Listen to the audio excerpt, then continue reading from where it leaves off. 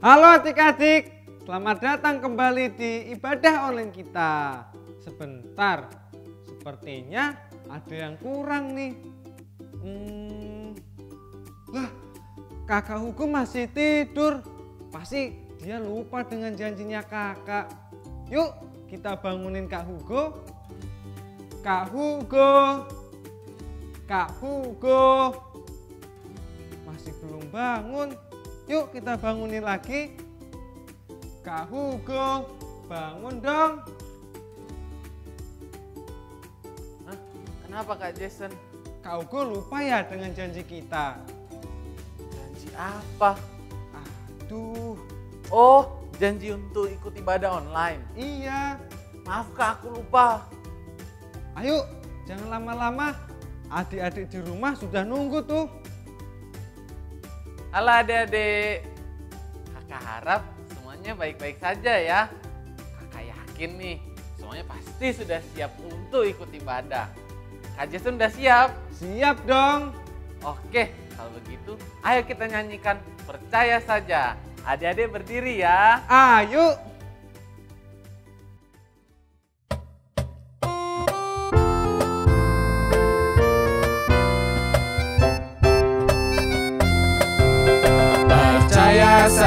Percaya saja, percaya yang beri kita menang. Percaya saja di dalam darahnya, percaya yang beri kita menang.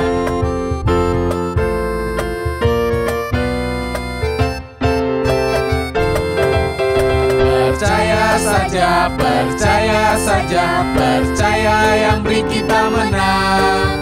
Percaya saja di dalam darahnya, percaya yang beri kita menang.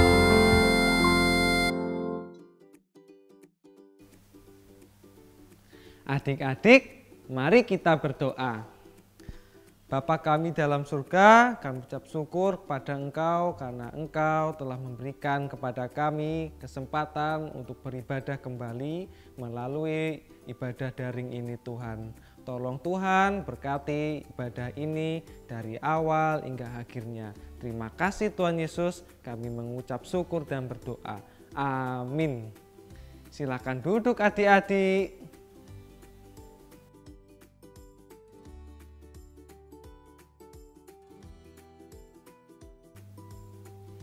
Kak Hugo, kenapa senyum-senyum sendiri?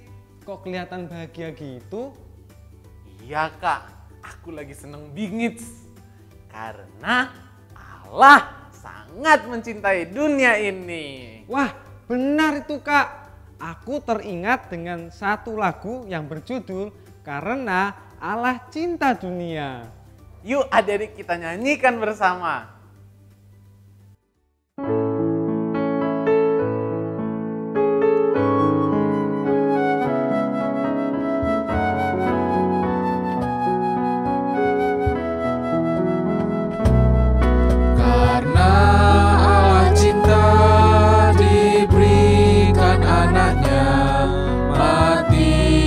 Kalvari membebaskan saya, Dia akan datang pula. Alangkah mulia ajaib kasih-Nya padaku. Karena Allah cinta diberikan anaknya mati di Kalvari membebaskan saya, Dia akan datang pula. Alangkah mulia ajaib kasih-Nya padaku.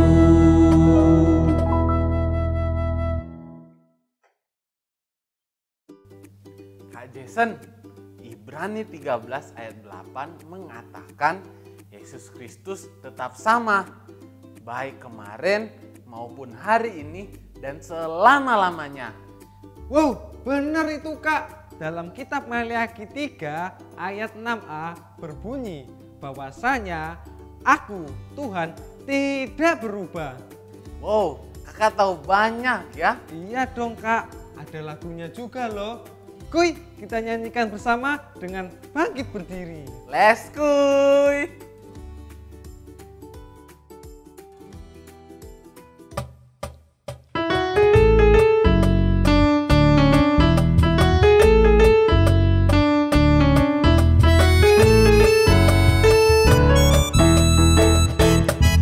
Tuhan Yesus tidak berubah, tidak berubah, tidak berubah.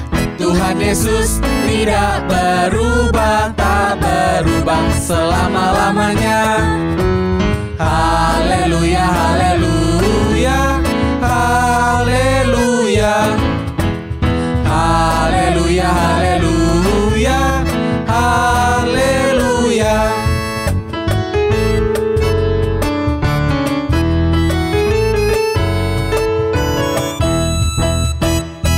Tuhan Yesus tidak berubah, tidak berubah, tidak berubah.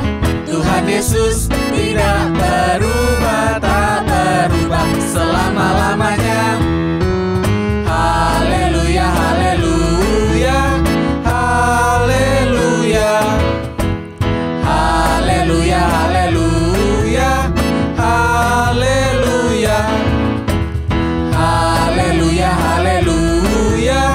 haleluya, haleluya, haleluya, haleluya, haleluya.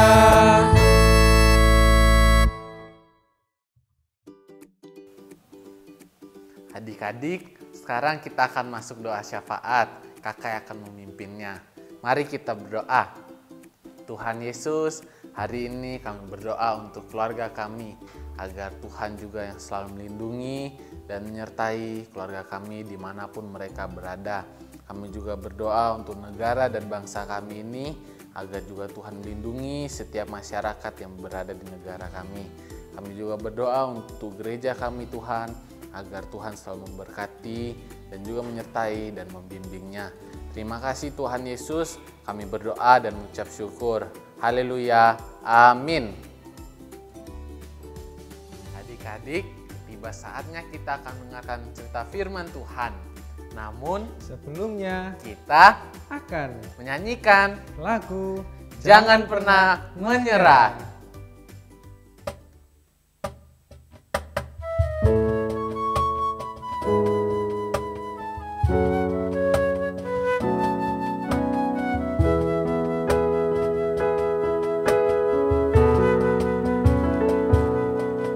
Tuhan tak pernah janji langit selalu biru, tetapi Dia berjanji selalu menyertai.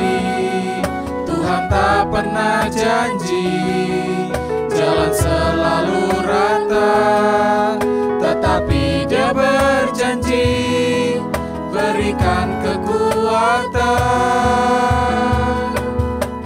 Jangan pernah menyerah, jangan berputus asa. Mukjizat Tuhan ada saat hati menyembah. Jangan pernah menyerah, jangan berputus asa. Mukjizat Tuhan ada bagi yang setia dan percaya.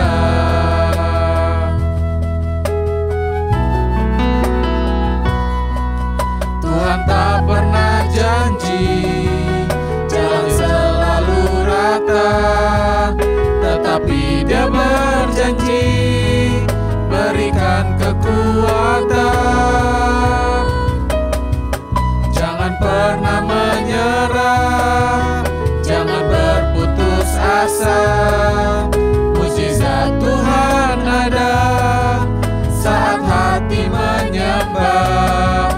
Jangan pernah menyerah, jangan berputus asa.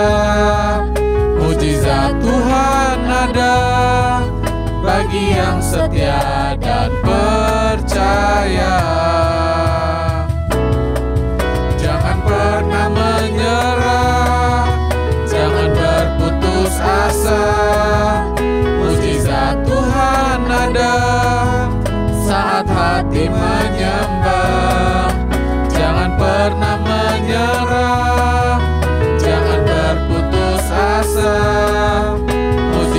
Tuhan ada bagi yang setia dan percaya.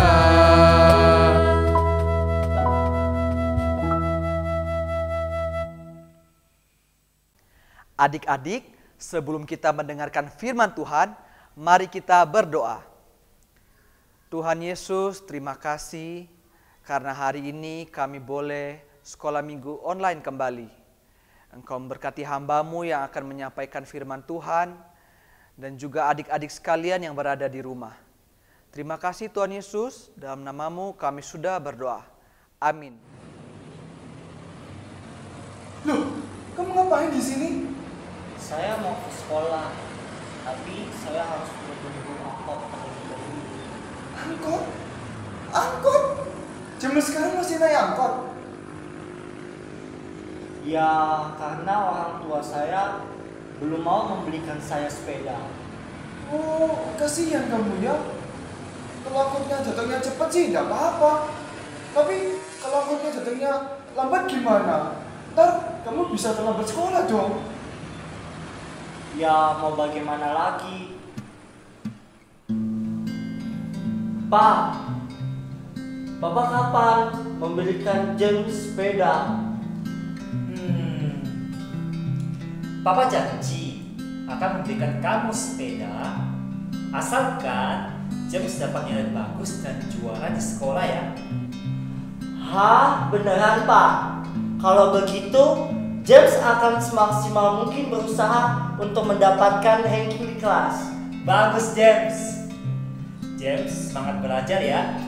Baik Pak. Akhirnya tiba saatnya James menerima rapor.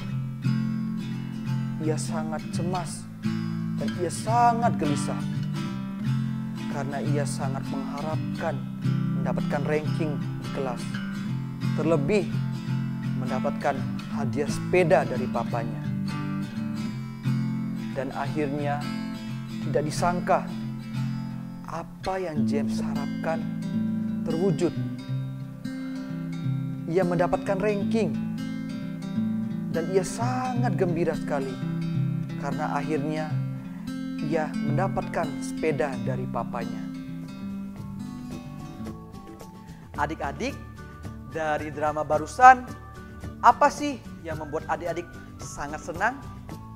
Apakah ketika mendapatkan juara atau mendapatkan hadiah seperti drama tadi? Atau ketika impian kita tercapai? Semuanya itu pasti membuat kita sangat bahagia. Nah, ada satu hal yang harusnya membuat kita lebih bahagia dan bersyukur, yaitu ketika Allah mengirimkan anaknya yang tunggal untuk turun ke dalam dunia. Adik-adik, beberapa minggu yang lalu sudah dijelaskan bagaimana Allah menepati janjinya. Sekarang kakak akan mengingatkan kembali kepada adik-adik di rumah bagaimana di dalam Alkitab ada beberapa cerita bagaimana Allah menepati janjinya. Yang pertama, Adam dan Hawa. Dalam janjinya, Allah berjanji bahwa suatu hari nanti akan ada seorang juru selamat yang akan lahir dari keturunan mereka. Yang kedua adalah Nuh. Pada zaman Nuh, banyak sekali orang yang hidup dalam dosa. Hidupnya sangat tidak karuan. Dan setelah itu, Allah memberikan air bah. Tetapi setelahnya, Allah berjanji terhadap Nuh untuk tidak akan pernah menghancurkan bumi dengan air bah lagi. Yang ketiga, Abraham dan Sarah. Janji yang Allah berikan kepada mereka adalah bagaimana Allah memberikan bayi pada waktu mereka sudah tua. Pada waktu itu, Abraham sedang berumur 75 tahun. Dan Tuhan memberikan anak ketika Abraham berumur 100 tahun. Dan Sarah berumur 90 tahun. Berarti 25 tahun Abraham menunggu janji Tuhan. Memang terkadang janji Tuhan tidak bisa diprediksi. Tetapi ingat, mau cepat atau lambat, Tuhan pasti menepati janjinya. Oleh karena itu, kita harus tetap percaya kepadanya. Yang keempat, keluarga Yakub. Allah berjanji kepada Yakub bahwa keturunannya akan bertambah banyak dan menjadi bangsa yang besar. Bagaimana Allah menepati janjinya? Allah memakai Yusuf untuk menyelamatkan keluarganya Yakub dari kematian, karena pada waktu itu terjadi bencana kelaparan yang sangat hebat. Tetapi Tuhan memakai Yusuf, anak dari Yakub, untuk menolong keluarganya. Yang kelima adalah Daud. Allah berjanji kepada Daud bahwa dari keturunannya lah akan lahir seorang juru selamat. Adik-adik, dalam Matius pasal yang pertama ayat 18-25 berbicara bagaimana Allah menepati janjinya kepada kita tentang kedatangan juru selamat yang sudah dijanjikan sejak zaman Adam dan Hawa jatuh ke dalam dosa. Dalam Lukas pasal yang pertama ayat 26, Allah pun mengutus malaikatnya Gabriel untuk bertemu dengan Maria yang merupakan keturunan dari Abraham dan Daud. Malaikat memberitahu Maria bahwa Allah telah memilih dia untuk menjadi ibu dari juru selamat yang dijanjikannya itu. Malaikat juga muncul kepada seorang laki-laki bernama Yusuf di dalam mimpinya. Yusuf adalah keturunan Daud juga. Malaikat tersebut berkata, "Yusuf anak Daud, jangan engkau takut mengambil Maria sebagai istrimu. Ia akan melahirkan anak laki-laki dan menamakan dia Yesus, karena dialah yang menyelamatkan umatnya dari dosa mereka." Maria dan Yusuf mempercayai janji Allah dan mempersiapkan kelahiran bayi itu. Mereka melakukan perjalanan ke kota Bethlehem, dan ketika mereka di sana, tiba waktunya bayi itu untuk dilahirkan. Meskipun Maria dan Yusuf tidak mempunyai tempat tidur atau ayunan bagi bayi, mereka bersuka cita karena Allah menepati janjinya untuk mengirimkan juru selamat. Kemudian Yesus melakukan hal yang paling mulia dari antara semua manusia. Yesus mati di kayu salib untuk menebus kita dari dosa. Adik-adik, karena kita sudah diselamatkan oleh Allah, kakak mengajak kita meresponi kemurahannya dengan dua hal. Yang pertama, percaya. Percaya menyerahkan hidup kita kepada Tuhan Yesus, dan percaya kita akan diselamatkan. Tetapi jangan menggunakan keselamatan kita dengan berbuat dosa, seperti halnya dalam surat Yakobus pasal yang kedua ayatnya 17. Demikian juga halnya dengan iman. Jika iman itu tidak disertai dengan perbuatan, maka iman itu pada hakikatnya adalah mati. Yang kedua adalah bersyukur. Bersyukur dengan apa yang telah Tuhan berikan dalam hidup kita. Seperti sekarang, dalam kondisi COVID ini, kita masih bisa beribadah sekolah minggu. Adik-adik, selesailah perenungan firman Tuhan kita pada hari ini. Kakak yakin firman yang telah kita dengar selalu adik-adik ingat dalam perjalanan hidup adik-adik, bahwa Tuhan selalu menepati janjinya, dan keselamatan itu sudah ada sejak kita percaya kepada Tuhan. Mari kita tutup dalam doa. Tuhan Yesus, terima kasih karena Engkau telah membimbing kami dalam perenungan firman Tuhan pada hari ini. Terima kasih ya Tuhan, biarlah firman Tuhan yang telah kami dengar menjadi rema dalam hidup kami. Terima kasih Tuhan Yesus, dalam nama-Mu kami sudah berdoa. Amin.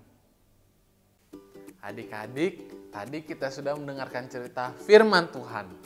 Sudah selesai ibadah online kita hari ini. Sampai jumpa di ibadah online kita selanjutnya.